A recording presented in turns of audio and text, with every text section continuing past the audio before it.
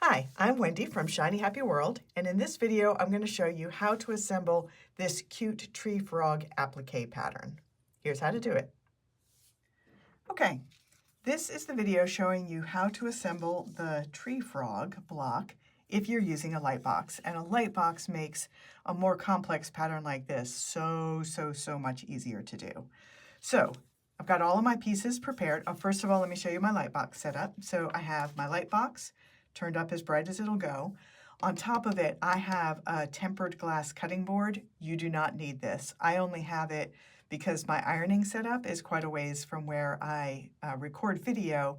And so this allows me to iron right on top of here, which you'll see later in the video. But you only need that if you also want to iron right on top of your light box. Then I've got my placement guide and I've got a clear silicone sheet. I've got all of my pieces cut out and prepped and ready to go.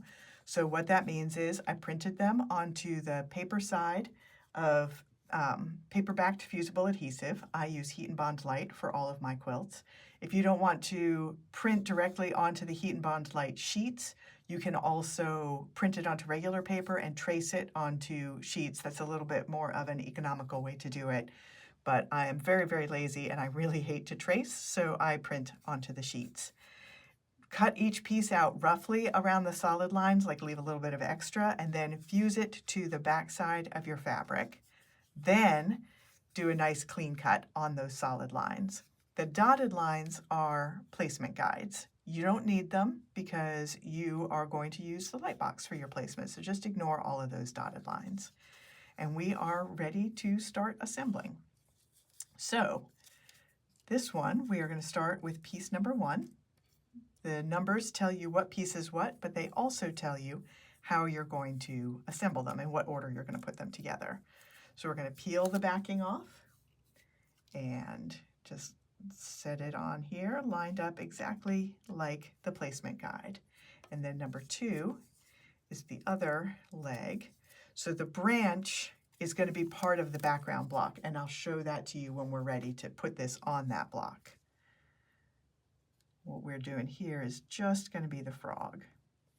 Now 3 is the top of the head.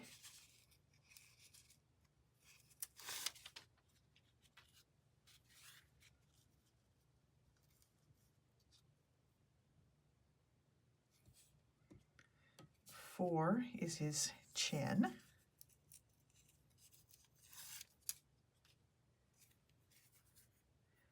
I had a lot of fun researching actual tree frogs to see what kind of colors they come in. And they come in pretty much any color you can imagine, so feel free to go completely wild. Now we've got his eyes here. So 5 is his left eye. If you have any trouble seeing the lines through the fabric, which is especially can become an issue with darker fabrics, just tap down until you make contact, and that way the lines will show through much better, even if it's a darker fabric. And now we're going to put in his pupils.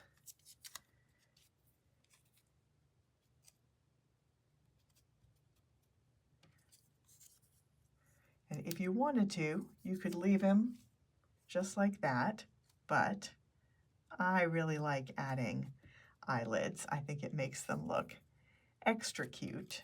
So this is piece number 9, which is his left eyelid.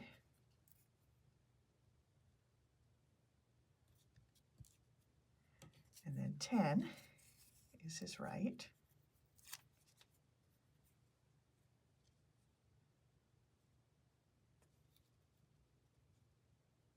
All right, now he's ready for me to fuse. So I've got my iron. Just again, follow the directions of whatever brand you're using. But I know for this one, I just need a quick hit with the iron. This is not the permanent fuse, but this is fusing all of these pieces together. So now, yep, that is well enough stuck together for me just to be able to move it. So I'm going to let it cool.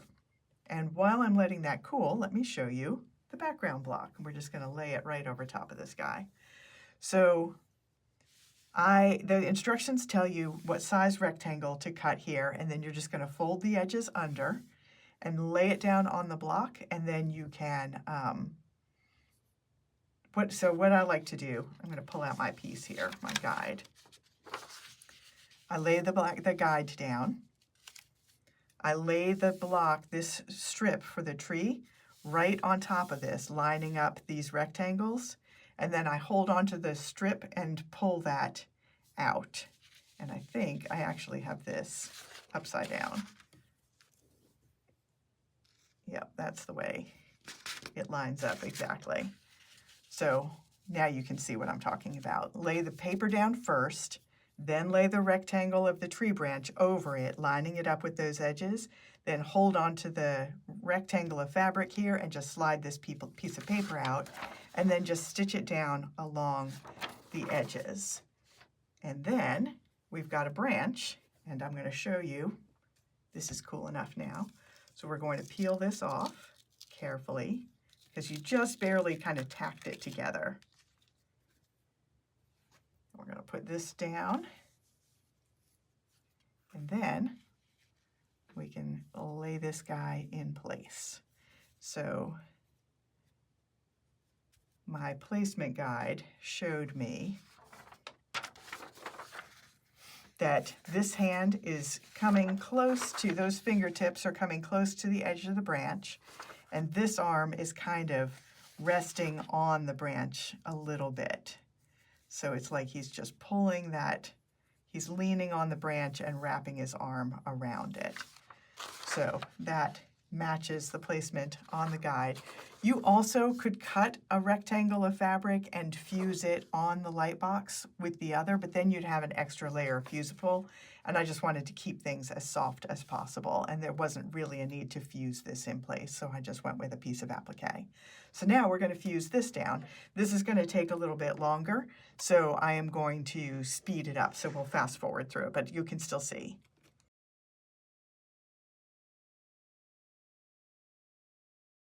Okay, so that is fused. I'm going to let it cool down, and then I will take it over to my sewing machine, and I will do all of the outline stitching to get it permanently stitched down, and then I will bring it back here and show you the finished frog and also show you 2 other colors that I made.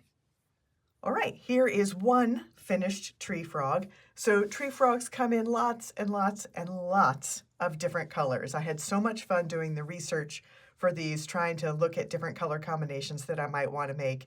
And basically what I found out is you can make a tree frog almost any color you want, and it's going to look like some tree frog from some part of the world. So this one I actually did in very specific colors to look like a common tree frog in Australia. This is for a quilt that I'm working on that is all different Australian animals. But I did a couple of different versions also that I want to show you. So this one is a classic red-eyed tree frog like you see in the Amazon rainforest, and I did him in the colors that I've been working on for a quilt that is going to feature rainforest animals. And I did one other version.